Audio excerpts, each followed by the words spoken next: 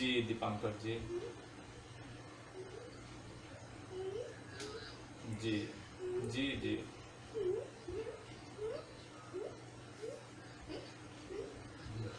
हम्म, हम्म, हम्म, हम्म।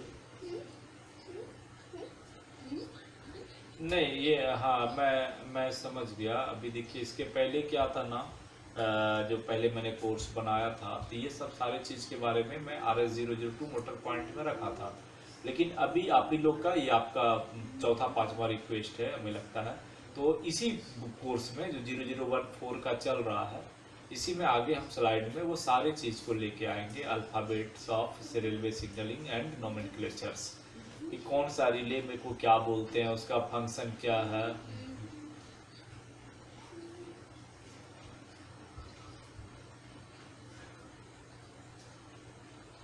नहीं इसी इसी इसी इसी इसी में करेंगे, लेकिन बेसिक में अभी कोई सर्किट नहीं है। ये जो बेसिक हम लोग पढ़ रहे हैं, अभी तक बेसिक में किसी सर्किट पे हम लोग बात नहीं किए होंगे, शायद आपको ध्यान में होगा।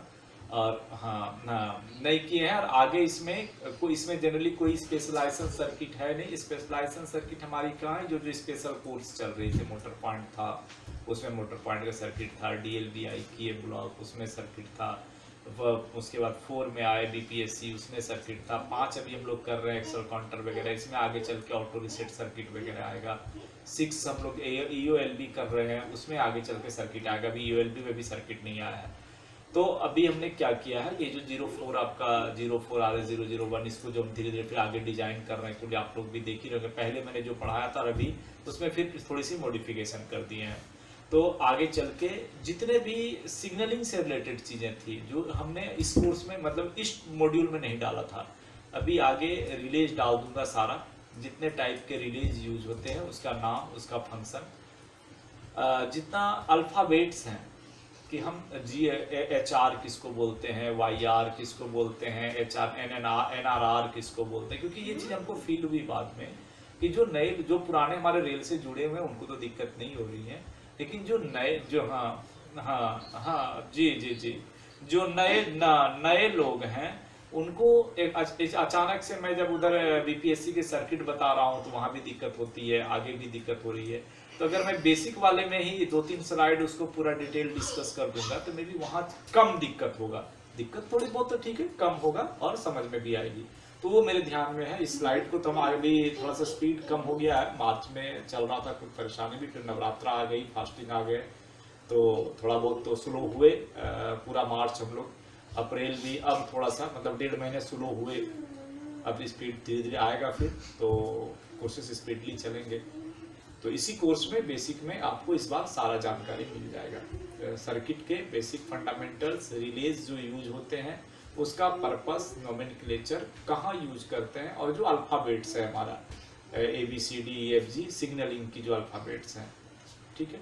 तो ये चीज़ें इसमें, ये शिकायत इसमें खत्म हो जाएगी। फिर उसके बाद जो स्पेशलाइजेशन कोर्स है वहाँ पे तो सर्किट चलेगा ही, वो तो मेन कोर्स ही सर्किट है। हाँ वहाँ तो मेन सर्किट होता ही है। तो इसको थोड़ा सा बेसिक को इस बार हम मॉडिफाइड किए हैं, धीरे धीरे करके आगे बढ़ेगा।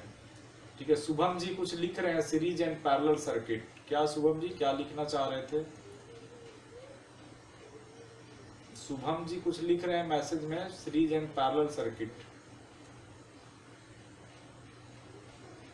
अच्छा माइक खराब है, ओके कोई बात नहीं है। Series and parallel circuit circuit के टाइम में बताएंगे, तो वही बेसिक के जब आइडिया हम लोग लेंगे तो उसमें भी बता देंगे सर्किट कितने टाइप के होते हैं, क्या क्या बनते हैं। वो सारे चीज हम बेसिक में ही इस बार ले आएंगे। बेसिक की कोर्सेज थोड़ी लंबी होने वाली है, ठीक है। और कुछ?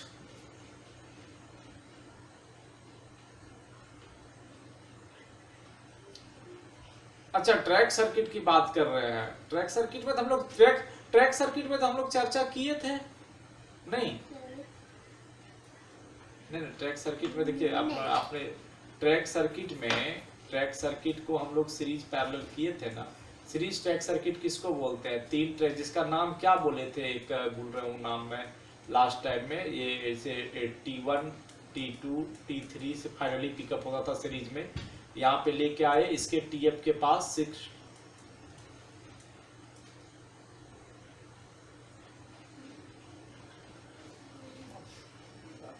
ओके, वो शुभम जी, वो शिवम जी अभी उसको ड्यू कर दिए हैं आपको एसआईपी। मैं कई बार बोला एसआईपी, ट्रैक बॉन्डिंग प्लान, ठीक है, ईएसपी, ये तीनों चीजें प्लस इसके साथ में लेके आएंगे रूट कंट्रोल चार्ट, आरसीसी।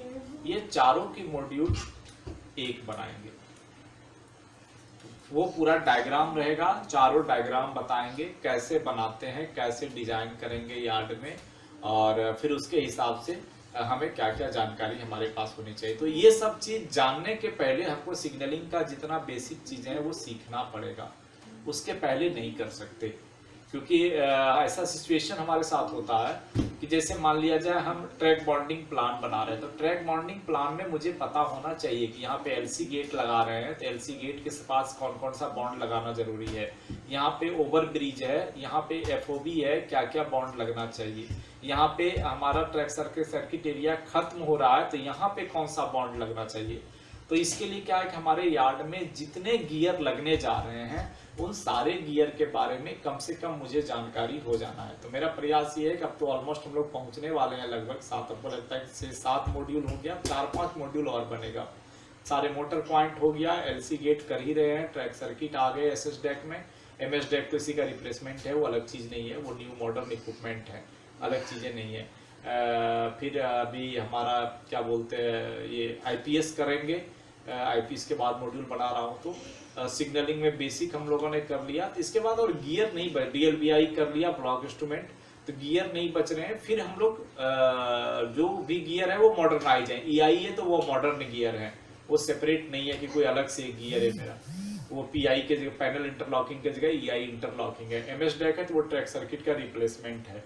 तो वो गियर तो पढ़ेंगे ही, बट इसके साथ में हम लोग जो है इसके बाद एक कोर्स करेंगे जिसमें एसआईपी डिजाइनिंग, ईएसपी डिजाइनिंग, और जो हमारा आरसीसी है यानी कि रूट कंट्रोल चार्ट, जिसको फैट सेट बोलते हैं आज के लैंग्वेज में, आज के उसको एक्सेप्टेंस टेस्ट बोलते हैं, फैट कहिए या सेट कहिए, वो हमारे लैंग्वेज में आरसीसी है, root control chart. Root control chart को ही नए लैंग्वेज में फैट और सेट कहा जाता है। फैक्ट्री में कर रहे हैं तो फैट हो गया, साइट पे कर रहे हैं तो सेट हो गया है, वो रूट कंट्रोल चार्ट का टेस्टिंग।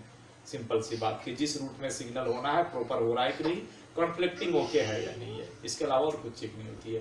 तो ये 4 चीजों, एसआईपी, हाँ वैसी को बोलते हैं सेट, वहां पे नाम सेट है, साइट एक्सेप्टेंस टेस्ट, और कुछ नहीं है।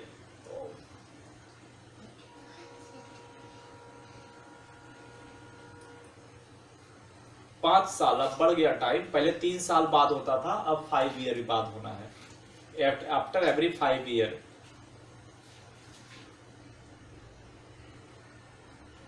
पांच साल पे आपको एक सर्टिफिकेट इंस्पेक्टर को टेस्ट करके देना है कि सारे कॉन्फ्लिक्टिंग ओके हैं, वो होना है ईच एंड एवरी 5 ईयर पे। अभी पैनल में 3 साल था लेकिन उसको अब बढ़ा दिया, 5 साल कर दिया।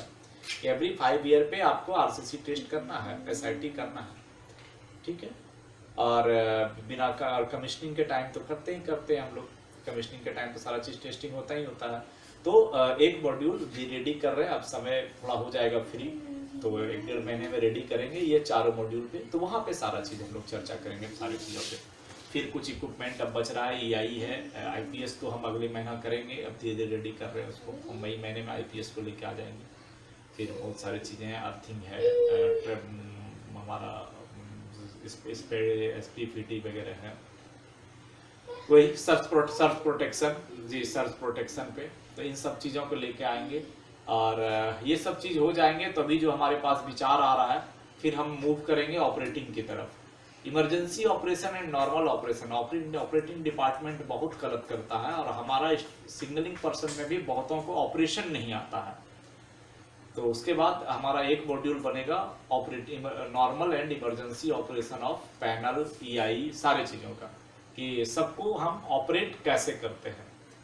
तो चलिए ठीक है, समय के साथ बढ़ते चलेंगे आगे, जैसे जैसा समय बढ़ेगा हम लोग। बाकी आज की क्लास यही समाप्त करते हैं, फिर कल मिलते हैं। सबको शुभ रात्रि,